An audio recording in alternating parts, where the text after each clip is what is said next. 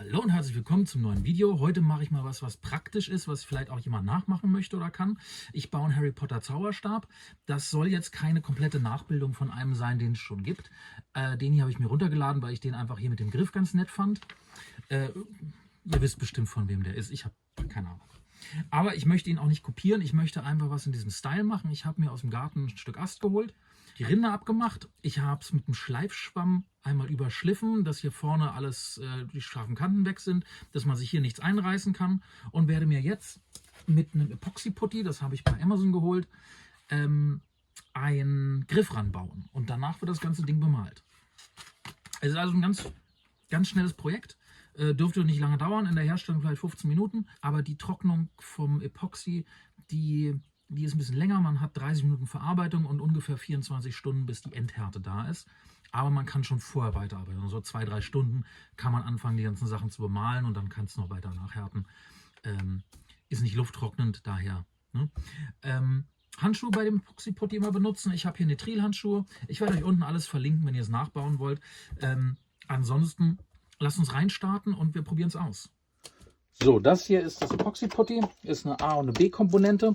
Ich habe mir ein gleich großes Stück von jeder Seite abgeschnitten und habe das einmal zusammengeknetet, dass man hier so ein schön homogenfarbenes Epoxy-Putty hat. Das ist jetzt total weich.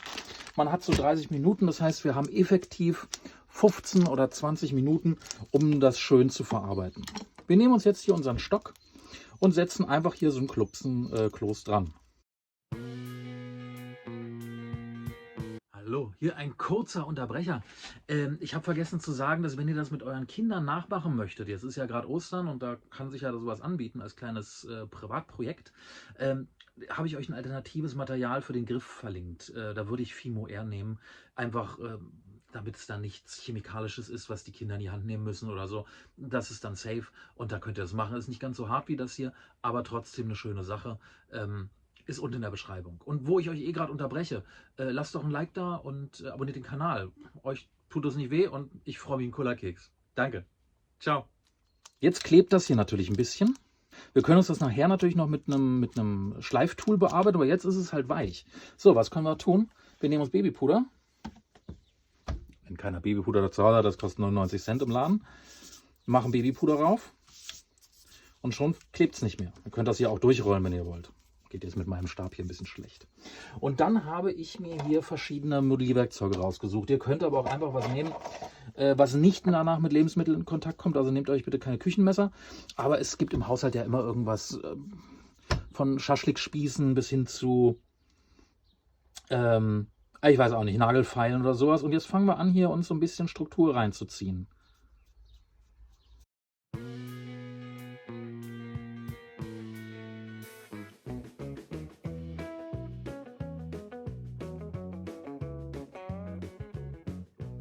Wir gehen jetzt, sehen wir das? Ich mache es mal größer.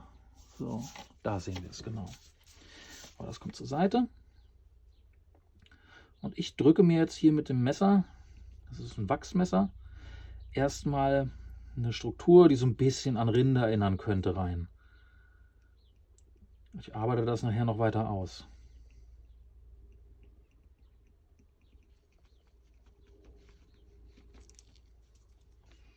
Und wenn ihr so eine Referenz habt, dann seht ihr hier, da ist mal so ein Löchlein drin, da ist mal eine Höhe drin, mal eine Tiefe, hier ist ein Knubbel. Und nehmt euch das als Beispiel und arbeitet euch ein bisschen an sowas dran vor. Und lasst auch ruhig mal was stehen, nachher kommt auch noch Farbe auf alles rauf.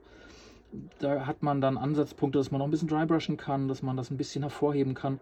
Also macht es euch nicht zu glatt. Unruhe ist unser Freund hier in dem Fall.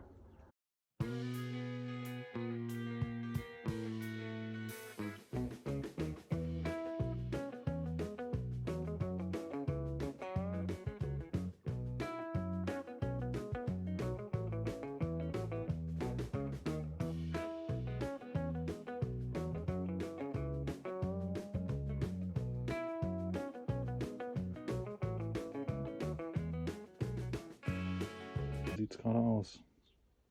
Das sieht jetzt total wild aus. Aber ich glaube, mit der Farbe kommt das nachher sehr schön zusammen. Wo wir noch ran müssen, ist hier der Bereich. Da müssen wir noch was tun.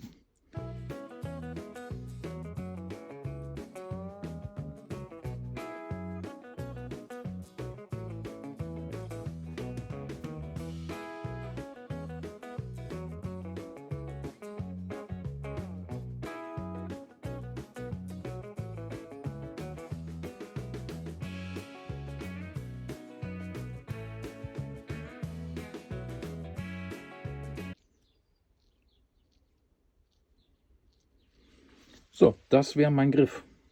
So habe ich den. Und jetzt machen wir Folgendes. Muss ja trocknen.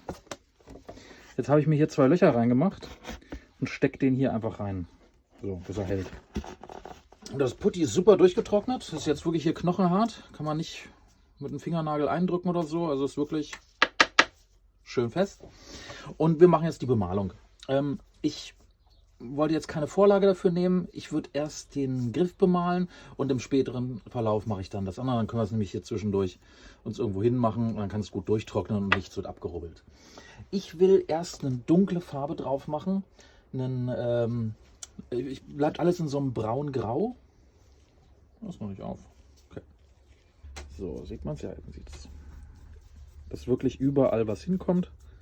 Und das holen wir uns danach mit einem hellen Wash die Höhen wieder raus.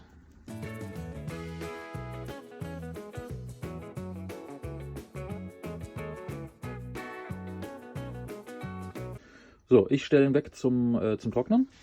Wir haben uns hier schon eine Farbe angerührt. Also ich habe hier schon eine Farbe angerührt. Da muss ich nur kurz unterbrechen. Ist ein ganz helles Braun.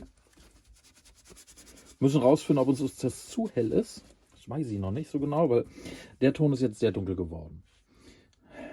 Mir ist es noch zu hell. Ja, mir ist es noch zu hell. Habt ihr ja recht. Gut. Schön, dass wir darüber reden. So. Und jetzt ist nicht mehr viel auf dem Pinsel drauf. Und wir gehen einmal rüber über alles. Und holen uns so die High Points raus.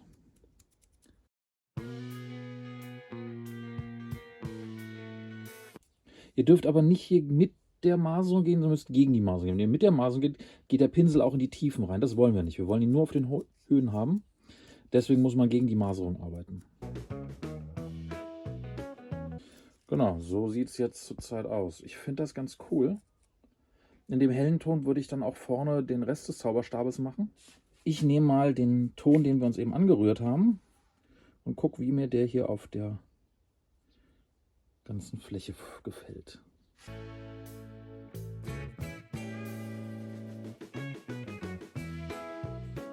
So, und jetzt hätte man hier schon eigentlich einen ganz ansehnlichen Zauberstab.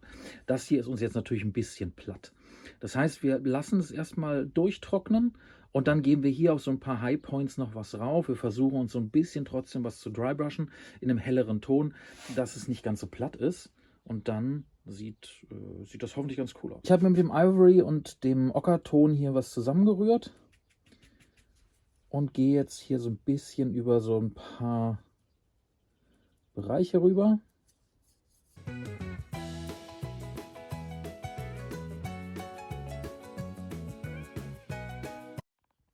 Ja, so sieht er fertig aus. Ich hoffe, ihr hattet Spaß. Lasst ein Like da, abonniert den Kanal, damit helft ihr mir weiter. Und ich hoffe, ihr hattet Spaß dabei. Gut, ich hoffe, wir sehen uns beim nächsten Mal. Ciao.